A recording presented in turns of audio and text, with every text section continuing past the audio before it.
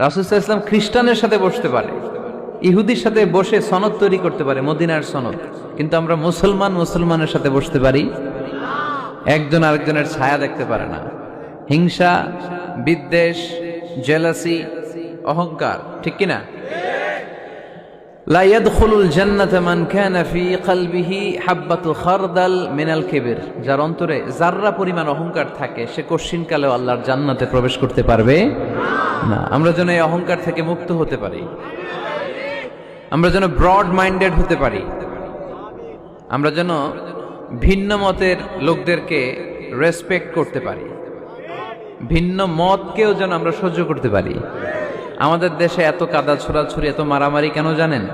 আমরা ভিন্ন মতকে দমন করতে চাই, ভিন্ন মতকে আমরা স্পেস দিতে চাই না, ফলেই এত ঠেলাঠেলি।